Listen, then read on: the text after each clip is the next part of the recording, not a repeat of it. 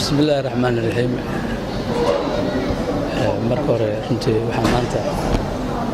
wanaag badan noo ahayd farxad badan noo ahayd dhinaca kale sida shucuurta aan dareemayno kulligeennaba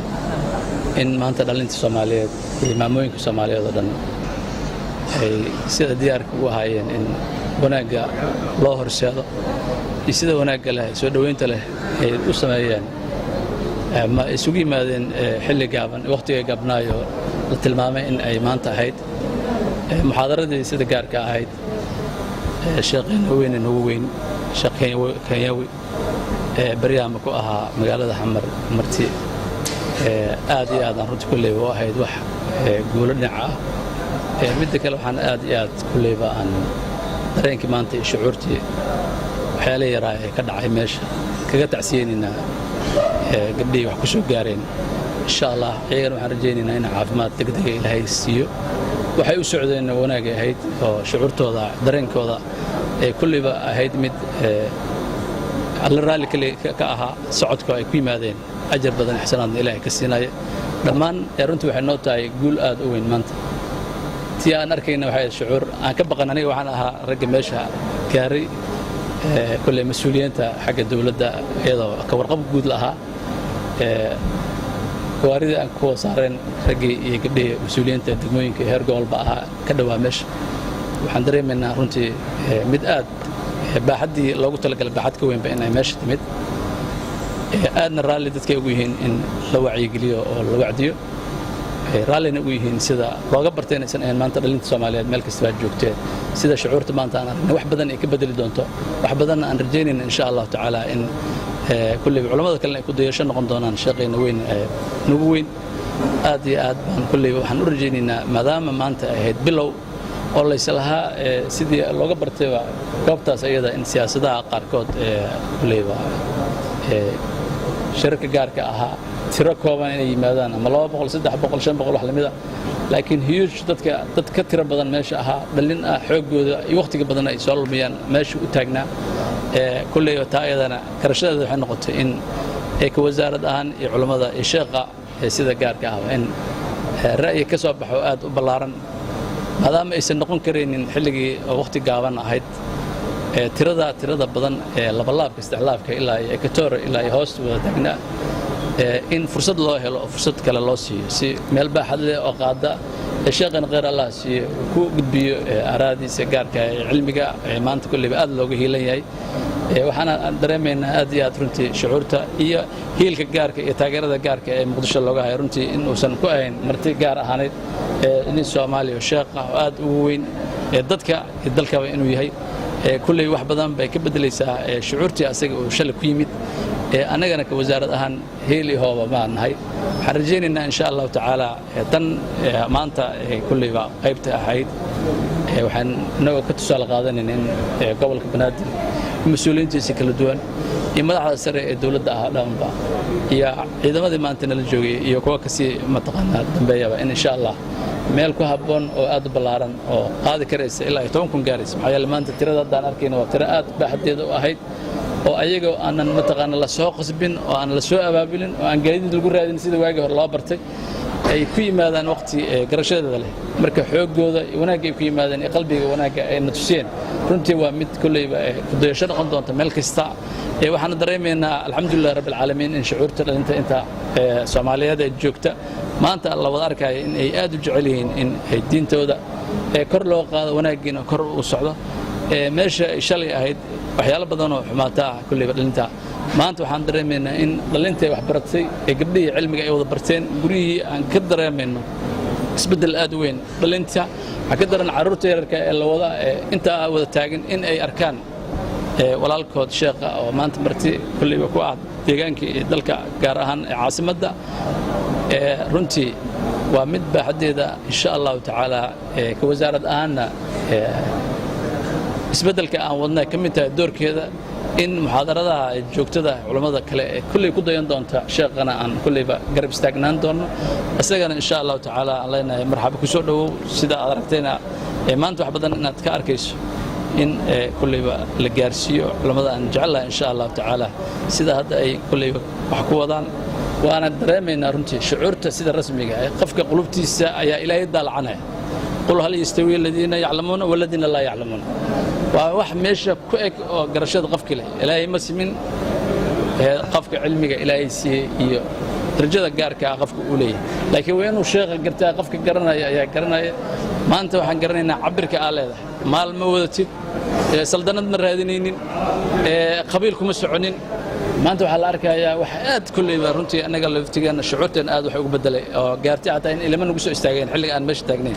بل أنت اللي جينا يجوا صلاة جمعة كسوة بحي مرة وحنا سيري ورما أنت ما يكوها بون مركب ربنا أفرت الساعة بقى أنت كنا ماشى صلاة الجمعة أنا قبل يقول بماشي الجود كذا شيخنا وكقط بيا ماشي أيضا مركب لكن إن شاء الله فرصة النص تاجن هي اللي هي حكومة دولة مدحوينة الوزارة ضمان بقى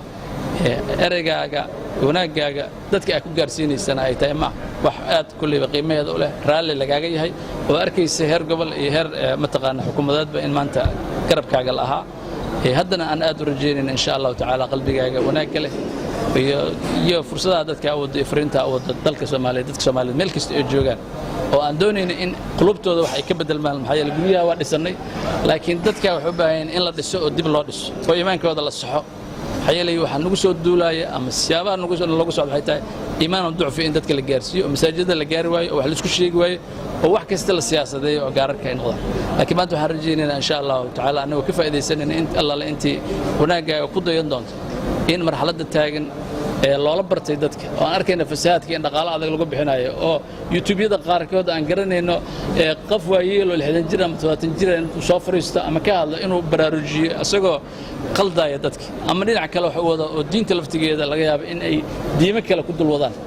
في الساعات كلو يبافنا يعني مركو حرجات وين وناق النوضة وحابا في السوق وناقها إن كويش باور كأتكو بدن الشعور ترى أنت بدأ هذه المسؤولين تكلا دون وحرجينا إن شاء الله تعالى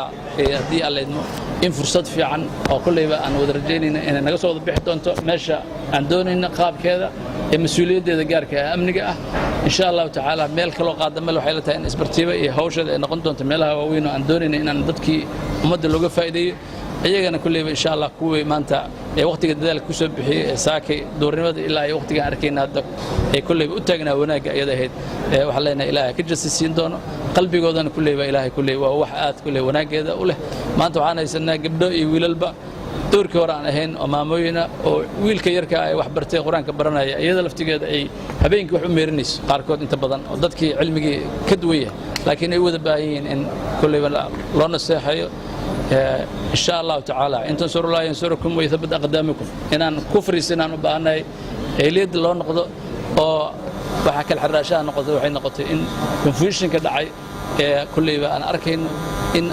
الله حقي سكال لجست حرجينا إن شاء الله إن لو سوى الجستو أو كل وحي معلومات أنا لسي أفرنا دينتنا معانا نقود أو كاملة إن دقيسي كذا إن وقولك إلهي أو كل يبقى أنت بدن لقى عاجزي فأيضا حرجينا إن شاء الله تعالى إن كيف يسدون علماء إسكتب إيمان دونت حن كلو كباقينا رجينا إن شاء الله تعالى كيف يسنا فرصة تاجن إن دوان رجينا إن علماء كعزونا عاصمة فأيضا حن أد حنا نقطون إن شاء الله تعالى شاقة ويس تيمكيس وكل وملاينا إن يجنا ديار جرو وين بيهن حكومة وبلان تاجن وأن ربنا إن وحلا سيقن عيو والبيت كأيضا وحكسوا بحنا أو سيد الصحة وحلا كله هلا وضدك كل داي ما أعرف كل اللي جاره إن شاء الله تعالى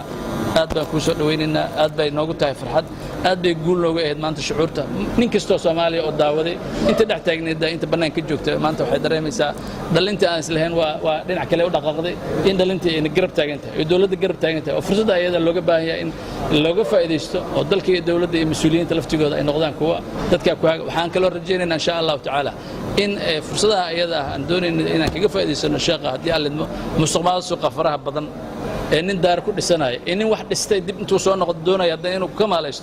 وديجي أيضا إن مش ليجا وحندورنا إن شاء الله تعالى هيدا غارية وسيد الجاركة مساكين تا أيا قومدا قربدا ويحلو جسور دي هنتيا دارها تعدير على ركتي كل ساي نلقى كردينه حلينا إن متغنى كقدر دار من أيجنا إن دبعتها أركين إسبتال هذا الجوج عذرنا ولي الأركين نقص على وحكي لما لا تقربوا مال اليتامى وأمر إلهي بحناية أمر الله اللي جبيه كمينتك عملها كوينة قرب بدنا كل حجر أو شيءنا أفر بقولي كنت المسجدان اسمه أفر بقولي كنت الشم بقول عيال البن أسميني وحاجة ذا واحد هاي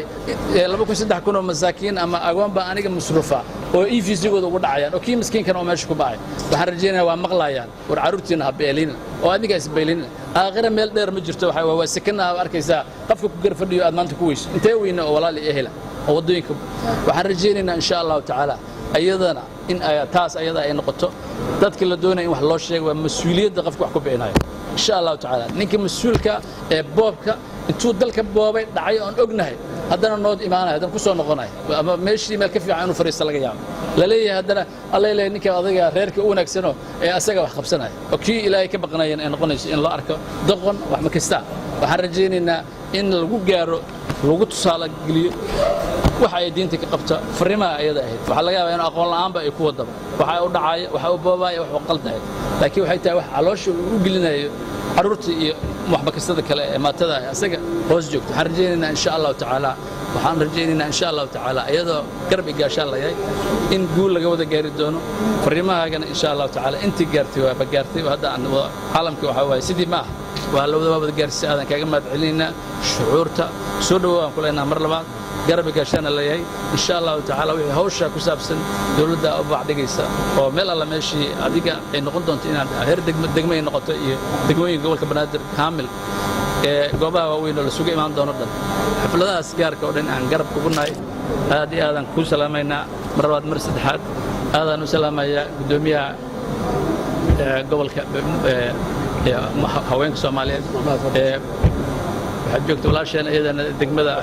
ku-xigeenka ah gobolka Banaadir ku-xigeenka ah marka waxaan rajaynaynaa insha Allah inta kale madaxda kale ee kullayba heer gobol heer degma oo ilaa ay saaki ilaa waqti taagna wanaag kala taagan dhinac kastaba insha Allah waa guul noo wada ah waxaan rajaynaynaa fursado fiican inaan ku wada taagnaan doono degmooyinka aan wada joogi doono gobolka aan wada tagi doono gobolada qaarkood oo naga fog aad gaari doonto dadka wuxuu baahan in wax la gaarsiiyo aad iyo aad shucuurta ayadana waxba kulay baan rajaynaynaa in aan guul badan laga gaari doono billahi tawfiiq